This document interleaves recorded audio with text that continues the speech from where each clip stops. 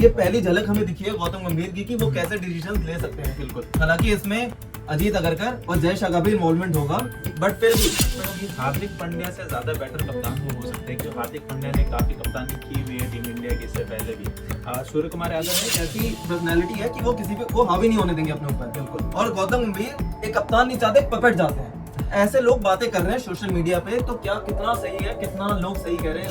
World cup में भी देखा था वो इंजरी हुई उनको और वो बाहर हो गए, जिस वजह से हमें वर्ल्ड कप में काफी मतलब फाइनल मैच में हार का सामना करना पड़ा था। तो हार्दिक पांड्या का ना रहना एक बड़ा major issue.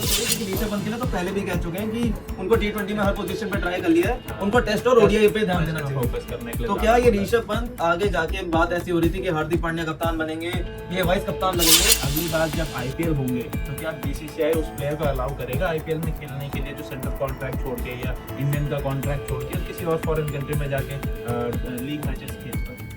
Hello and welcome, और एक बार फिर से आपका स्वागत है क्रिक लेन पे। मैं हूं आपके साथ हिमांशु, मेरे साथ आज फिर से एक बार मौजूद है आदिल। आपने हमें पहले भी वीडियोस में देख रखा होगा, काफी बार हमने बैठ के बात की है ऐसे क्रिकेट के मेन टॉपिक्स के ऊपर। और अभी एक टॉपिक जो सबसे ज्यादा चल रहा है सोशल मीडिया पे और ऐसे भी न्यूज में कि हार्दिक पांड्या की जगह सूर्य कुमार यादव को T20 की कैप्टेंसी दी जा रही है। एक तरीके से बहुत बड़ा मेजर न्यूज है और ये पहली झलक हमें दिखी है गौतम गंभीर की कि वो कैसे डिसीजन ले सकते हैं। बिल्कुल। हालांकि इसमें अजीत अगरकर और जय शाह का भी इन्वॉल्वमेंट होगा, बट फिर भी जो उम्मीद की जा रही थी कि हार्दिक पांड्या ही अगले कप्तान होंगे, उनकी जगह सूर्य कुमार यादव का नाम सबसे आगे आ रहा है अभी। तो इस पे हम बात करने के लिए मौजूद है और सबसे पहले मेरा यही क्वेश्चन है कि अब कितने सरप्राइज हुए इस नाम से कि सूर्य कुमार यादव हमें पता है T20 के नंबर 1 बैट्समैन है। अभी ट्रेविस हेड के साथ उनकी थोड़ी झड़प चल रही है नंबर 1 के लिए, बट फिर भी हम जानते हैं कि कितने अच्छे बैट्समैन हैं।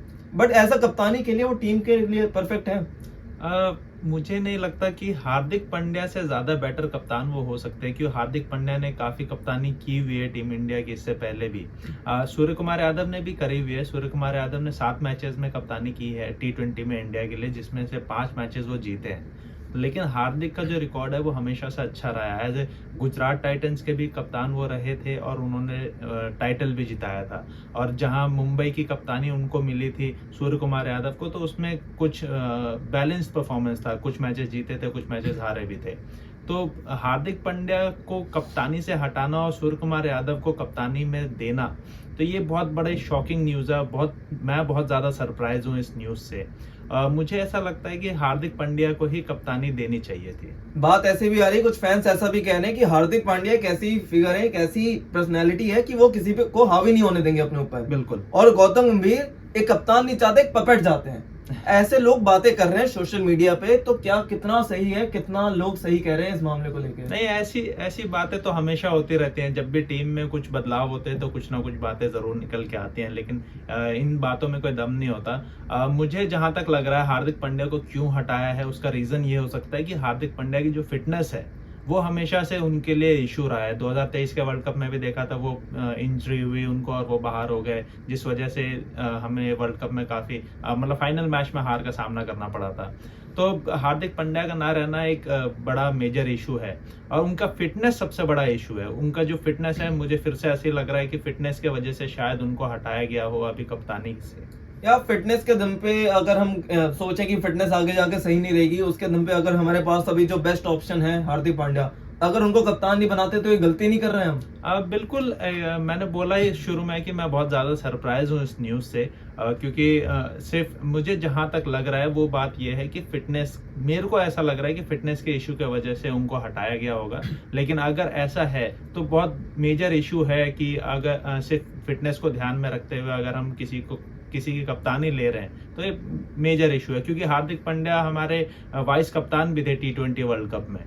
बताया ऐसा भी जा रहा है कि हार्दिक पांड्या को ये मैसेज कन्वे किया गया है, उनकी सहमति से ये नाम आगे उनको बोला गया है कि हम लॉन्ग टर्म देख रहे हैं, आपकी फिटनेस को देखते हुए देख रहे हैं। पर हार्दिक पांड्या अगर एग्री नहीं करते, यहाँ एग्री तो करना पड़ेगा, बट अगर एग्री नहीं करते तो हम क्या सिनेरियो देख रहे हैं? अभी तो हमने कुछ टाइम पहले देखा था कि कोच में अनिल कुंबले वर्सेस विराट कोहली हुआ था। अभी आगे जाकर अगर ऐसा ही चलते रह गया तो हार्दिक पांड्या अगर इस बात से खुश नहीं हुए तो क्या हम कुछ परफॉर्मेंस में ऊस नहीं देख सकते हैं क्या? ये हमेशा से कंसर्न रहता है कि टीम में अगर कुछ भी उथल पुथल होती है या 2 प्लेयर आपस में बात नहीं करते तो उसका परफॉर्मेंस पे हमेशा इफेक्ट पड़ता है। जैसे हमने मुंबई इंडियंस में देखा था कि रोहित शर्मा को हटा के हार्दिक पांड्या को कप्तानी दी थी तो पूरी टीम की परफॉर्मेंस खराब हो गई थी। सिर्फ एक जसप्रीत बुमराह थे जिन्होंने लगातार अच्छा परफॉर्मेंस दिया था, बाकी पूरी टीम की परफॉर्मेंस खराब हुई थी। तो ऐसा होता है, अगर फिर से अगर ऐसा देखने को मिला हार्दिक पांड्या और सूर्य कुमार यादव के बीच में ऐसा कुछ, तो टीम इंडिया की परफॉर्मेंस भी खराब होते हुए नजर आएगी हमें। देखिए, हम जानते हैं सूर्या कितने बेहतरीन बल्लेबाज है बिल्कुल। T20 के, और ऐसा हम नहीं चाहेंगे कि उनकी कप्तानी की वजह से प्रेशर में आके उनकी जो बिल्कुल। बैटिंग परफॉर्मेंस है वो खराब हो 4 जाए। सेंचुरीज वो लगा चुके बिल्कुल हैं। बिल्कुल, और हमें बिल्कुल ऐसी उम्मीद थी कि हार्दिक पांड्या कप्तानी के रोल में, और मेरे ख्याल से आगे सूटेबल भी अगर कोई है, हमारा मानना अगर हम पर्सनली माने तो बिल्कुल, हार्दिक पांड्या पांड्या ही है। है। बट ऐसे डिसीजंस अगर गौतम गंभीर अभी ले रहे हैं तो ऋषभ पंत को थोड़ा डरना चाहिए, क्योंकि ऋषभ पंत के लिए तो पहले भी कह चुके हैं कि उनको T20 में हर पोजीशन पे ट्राई कर लिया है, हाँ। उनको टेस्ट और ओडीआई पे ध्यान देना चाहिए, फोकस करने के लिए तो ज्यादा क्या ये बोला है। ऋषभ पंत आगे जाके बात ऐसी हो रही थी कि हार्दिक पांड्या कप्तान बनेंगे, ये वाइस कप्तान बनेंगे, अब क्या लग रहा है कि इनकी टीम में भी जगह बचेगी?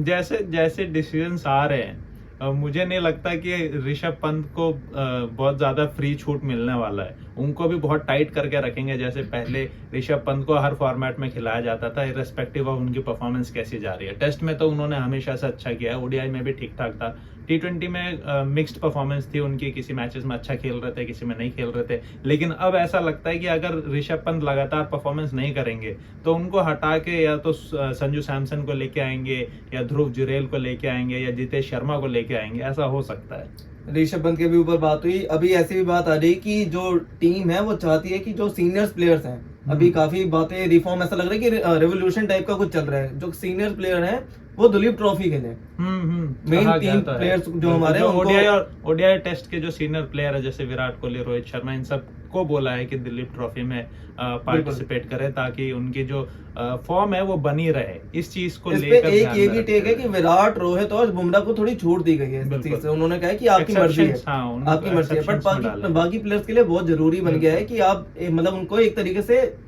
मतलब वार्निंग ही दी गई है। कंपलसरी कर दिया है एक तरीके बिल्कुल। से कि खेलना ही खेलना ही खेलना है। पड़ेगा। एक्सेप्शंस में से बुमराह है, रोहित और कोहली हैं, ये सिर्फ एक्सेप्शंस में है। बाकी सारे प्लेयर जितने हैं, सबको बोला गया है कि दिलीप ट्रॉफी खेलना ही है। पर हमारा जो, अगर हम पूरे साल का शेड्यूल देखें, हमारा पूरा इंटरनेशनल से एकदम पैक रहता है एक तरीके से, ज्यादा हमें गैप नहीं मिलता। अभी हमें जिम्बाब्वे पे चले, हमारी जो यंग जनरेशन थी वो गई थी, वो गई। बट अभी श्रीलंकन सीरीज आ रही है, उसमें भी ऐसा मानना जा रहा है कि गौतम गंभीर चाहते हैं कि विराट कोहली, रोहित शर्मा वापस और बुमराह खेलते हुए नजर आए इसमें। तो इन सबके पूरे ये जो पैक रहता है उसमें आप चाहते हैं कि डोमेस्टिक भी जाके अगर बंदा खेले, तो ये किस हद तक सही है? बिल्कुल ऐसा, अगर लगातार टीम से ट्रैवल कर रहे हैं तो फिर तो टीम मैनेजमेंट को ही पता है या सबको पता है कि ऐसा करना तो नामुमकिन है, ऑलमोस्ट इम्पॉसिबल है। लेकिन जो खिलाड़ी जिनका सिलेक्शन नहीं होता उस सीरीज के लिए, फिर वो सीरीज में जो गैप आता है 10-12 दिन का, तो उस गैप में वो डोमेस्टिक सीरीज खेल सकते हैं, डोमेस्टिक मैचेस खेल सकते हैं। इनका कहने का यही मतलब है। इसी रिगार्डिंग अगर मैं आगे बात करूं, जैसे हम बाकी कंट्री के प्लेयर्स को देख रहे हैं कि जैसे केन विलियमसन वगैरह टाइप के प्लेयर्स हैं, वो सेंट्रल कॉन्ट्रैक्ट में नहीं आना नहीं चाहते, आते। तो इंडियन प्लेयर्स की भी कहीं इसी राह पे चलते हुए आगे नजर आ सकते हैं क्या, कि अगर उन पे कंपलसरी कर दिया जाता है कि आप ऐसे डोमेस्टिक मैचेस भी खेलते हुए करें, तो उसके बाद ऐसा हो सकता है कि इंडियन प्लेयर जैसे हार्दिक पांड्या हो गया, बाकी कोई हो गया, तो उसमें ऐसी उम्मीद हमें आ सकती है कि ये भी सेंट्रल कॉन्ट्रैक्ट छोड़ के बाकी हमें ऐसे फ्री एक तरीके से एजेंट की तरह दिखें। बीसीसीआई से जो भी खिलाड़ी कॉन्ट्रैक्ट में रहते हैं वो सेंट्रल कॉन्ट्रैक्ट छोड़ने से पहले 2 बार जरूर सोचेंगे, क्योंकि बीसीसीआई जितना पैसा देता है उनको, वो एक बहुत बड़ा अमाउंट होता है। और कोई भी फ्रेंचाइज अगर वो किसी और कंट्री में जाके खेलते हैं तो बीसीसीआई जरूर उनका सेंट्रल कॉन्ट्रैक्ट वापस लेगी, जो एक बड़ा लॉस होगा उनके लिए। प्लस एक ये भी बात आएगी कि अगली बार जब आईपीएल होंगे तो क्या बीसीसीआई उस प्लेयर को अलाउ करेगा आईपीएल में खेलने के लिए, जो सेंट्रल कॉन्ट्रैक्ट छोड़ के या इंडियन का कॉन्ट्रैक्ट छोड़ के किसी और फॉरेन कंट्री में जाके लीग मैचेस खेल रहा हो।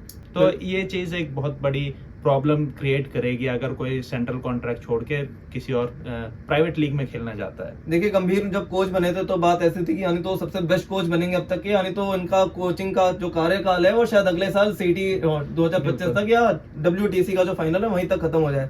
और अभी जैसे वो फैसले ले रहे हैं, सबसे पहले सूर्य कुमार यादव का, तो क्या ये ओडीआई और टेस्ट की भी तरफ हमें दिख रहा है क्या कि ओडीआई में भी वो कोई ऐसे कप्तान को चाहते हैं जो अलग से यंग हो, जिसको मतलब दिख रहा है कि फ्यूचर उनका कुछ ज्यादा बचा हुआ है? नहीं, ओडीआई के लिए तो जय शाह ने भी कंफर्म कर दिया है कि चैंपियंस ट्रॉफी 2025 तक रोहित शर्मा ही टीम के ओडीआई के कप्तान रहेंगे, और जब तक WTC आएगा तब भी रोहित शर्मा टेस्ट के कप्तान रहेंगे। तो मुझे नहीं लगता कि ओडीआई और टेस्ट में कुछ बदलाव होने को देखने को मिलेगा, लेकिन जहां अभी T20 में बदलाव देखने को मिला ये बहुत शॉकिंग है, बहुत ज्यादा शॉकिंग है। बिल्कुल T20 में काफी शॉकिंग बदलाव हमें देखने को मिला है। हालांकि ये न्यूज सही है या नहीं है ये तो पता चलेगा कुछ देर बाद ही, जब ये एक तो इंडियन श्रीलंका सीरीज के लिए जो स्क्वाड की अनाउंसमेंट है वो ऐसा लग रहा है कि पता नहीं कब होगी। जो बॉलिंग कोच है, बैटिंग कोच है, वो कब अनाउंस होगा ऐसा समझ नहीं आ रहा। गौतम गंभीर की जो अनाउंसमेंट थी तो हो चुकी थी। अब बाकी फैसलों का इंतजार है इंडियन क्रिकेट फैंस को। अभी हम T20 का कब जीते हैं, अब बाकी की भी तैयारी करनी है। देखते हैं कैसा रहता है। हार्दिक पांड्या को कप्तानी मिलती है या नहीं मिलती, सूर्य कुमार यादव ने कप्तान हमारे बनते हैं नहीं बनते। इसी नोट के साथ हम वीडियो को अंत करते हैं। अब हमें कमेंट बॉक्स में बताइए आपको ये वीडियो कैसे लगी, अपनी सुझाव हमें कमेंट बॉक्स में जरूर दीजिएगा। और आप हमें बताइए कि T20 के लिए सबसे बेस्ट ऑप्शन कौन है, सूर्य कुमार यादव या हार्दिक पांड्या।